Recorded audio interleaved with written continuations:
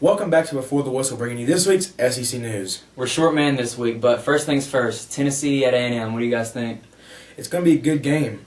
You know, I really think A&M will pull through. A&M is just too versatile of a team. They got a great pass game, a great run game. Their defense has made great strides from last year. You know, that's a part where A&M has really struggled, but with Myles Garrett and that defense, they really came alive this season.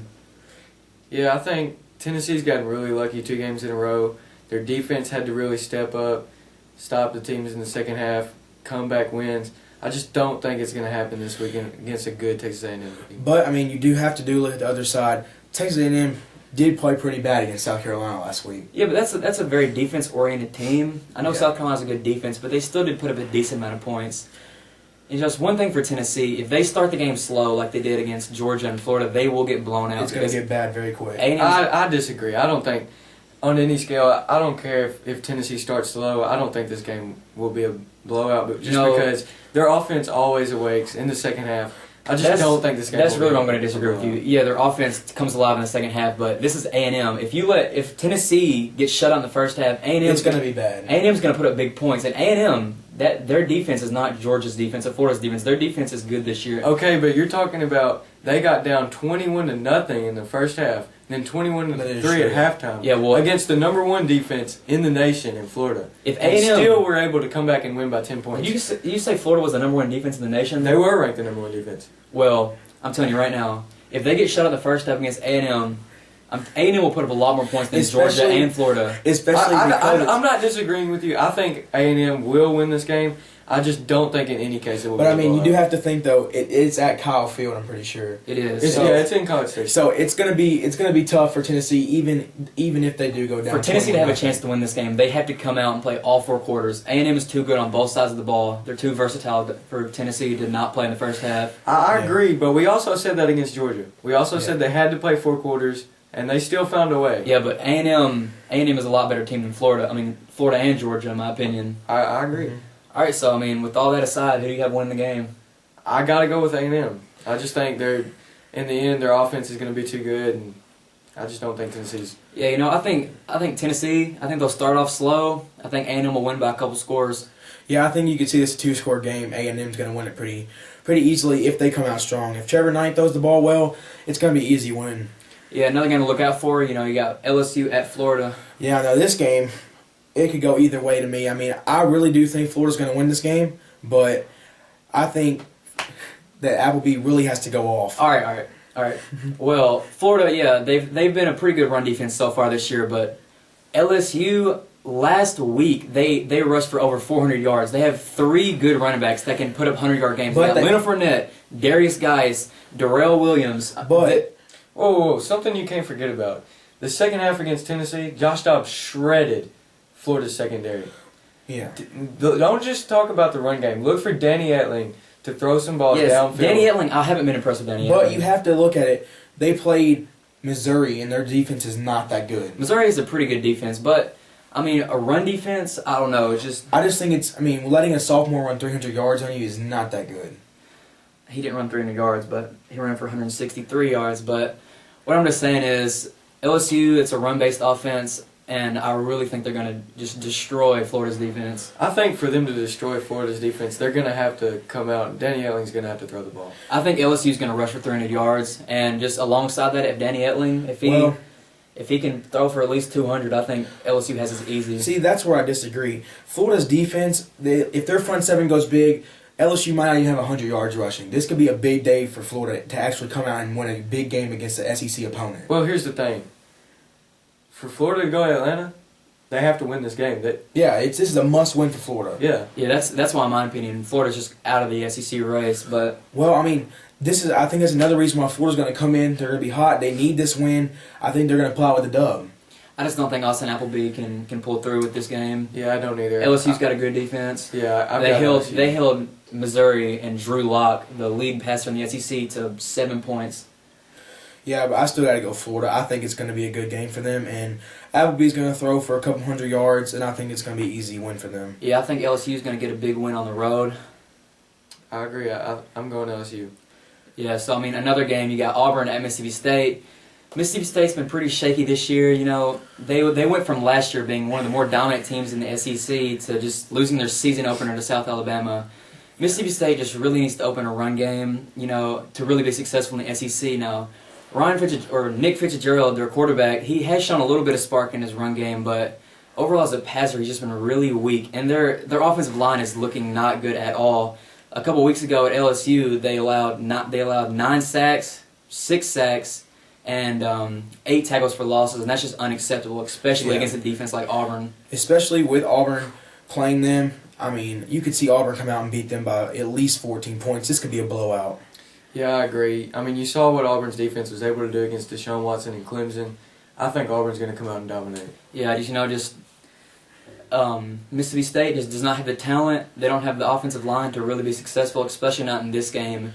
And, you know, we've been talking a lot about Auburn's defense, how good they are, and that's been evident. But let's take a look at Auburn's offense. Sean White, he's really stepped up. He's thrown for a lot of yards. And they're averaging this season 270 rushing yards a game. I think a lot of times people are looking past that just because the fact that they're not putting up a lot of points. But they have a great run game this year, and their pass game is looking pretty good too. So I think Auburn would be a pretty. I think for Mississippi State to have any chance in this game, their O-line has to go huge. If they can't block for Fitzgerald, I think you're going to see a lot of sacks, a lot of loss of yards, and I mean they're going to get a lot of 3-and-outs. I think it's just going to be pretty one-sided if their offensive line cannot produce for their quarterback. Yeah, I think you're just going to see Auburn's defense totally dominate this game. Yeah, at the end of the day, I got Auburn winning this game. It'll be a pretty low-scoring game, you know, in the 20s, but I think Auburn will win pretty easily. Yeah, I got Auburn. You could see this game start out pretty close at the first, but I feel like Auburn's just going to pull away with it at the end. Yeah, I've got this at least a 2-score game for Auburn. Yeah, and, I mean, what's next? Yeah, what game? Is this the game? South Carolina, Georgia, excuse me. I really think that Georgia is going to come out and they're going to pretty much dominate South Carolina. I don't see this being a close game. It's just Georgia coming off that game against Tennessee. I mean, scoring with, 14 seconds left. Had Tennessee. Gave up a last-second Hail Mary. I think they're going to come up fired up. And I just don't think South Carolina's going to they're desperate for an SEC win after that loss to Tennessee. They really need to win this game if they want. If an SEC East win is even still on the table for them. Now, right.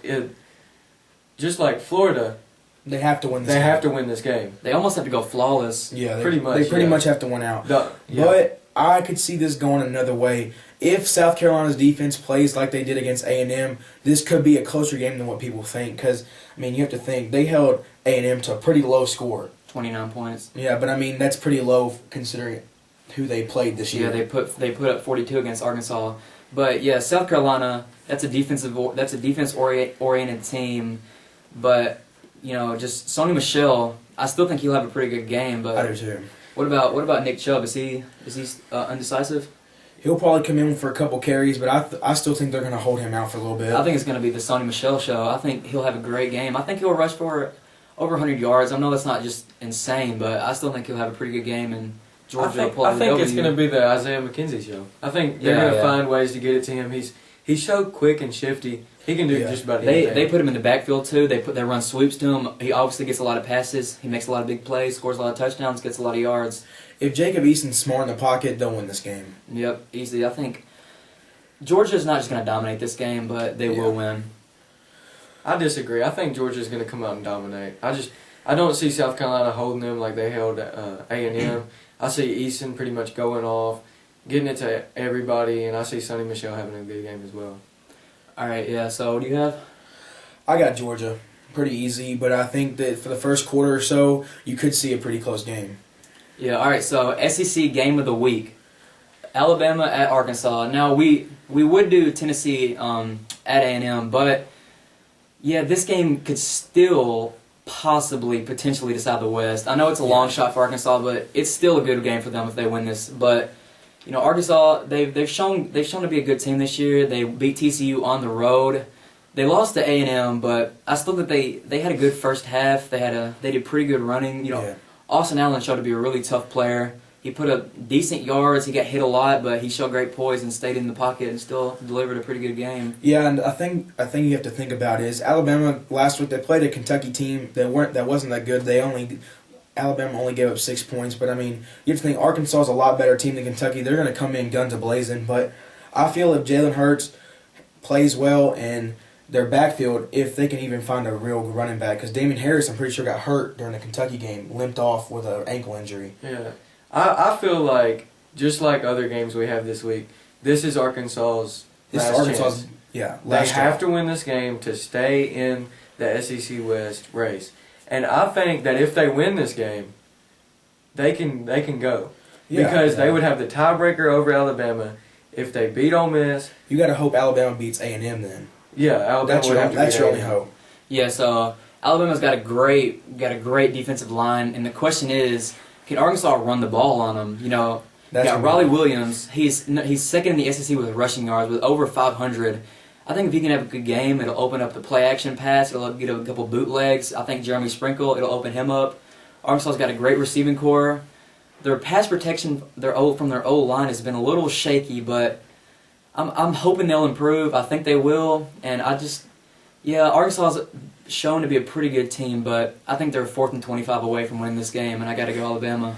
I think the two matchups you have to watch are Jeremy Sprinkle. Can Arkansas get the ball to him consistently? Yeah. Can he be a big factor in this game? And also, Alabama's defensive ends against Arkansas's tackles. That's going to be a big Arkansas's tackles got tore up by A&M's defensive lines a couple weeks ago. And Austin Allen cannot take those big hits like he did against A&M. I think the key factors for Arkansas, can they spread the ball? If they can't spread the ball against Alabama, they have to be versatile. They have to be able to make plays that they wouldn't normally make. If they can do that, I feel like they have a good chance to beat them. But I just feel like Alabama's rolling too much. I think they're going to come in with ease and win this game. Yeah, don't get me wrong. I think it'll be fairly close, 7 to 10 points, I think. But Arkansas, they've been close in the past, and I think it'll be close again this year, just coming short. I've got this game kind of being like the Arkansas A&M game. I've got it close for the first half, maybe even the first 3 quarters. But I think overall, Alabama's just going to pull away in the fourth. I just don't think Arkansas has got the talent. I mean, they have a lot of weapons. They got a great receiving core. You know, Jared Cornelius, Drew Morgan, Keon Hatcher. Obviously, we talked about Jeremy Sprinkle, and they got a great guy distributing the ball to him with Austin Allen. But I think a question is, can Arkansas hit that heartbreaker play? Like the one last year where Chad Kelly had the tip ball and the pass that tipped off of Alabama's shoulder. They're going to have a miracle. You have to have a heartbreaker play against Alabama. I think it's going to take a couple miscues, yeah. I agree. Well, we'll have to find out Saturday. Yep.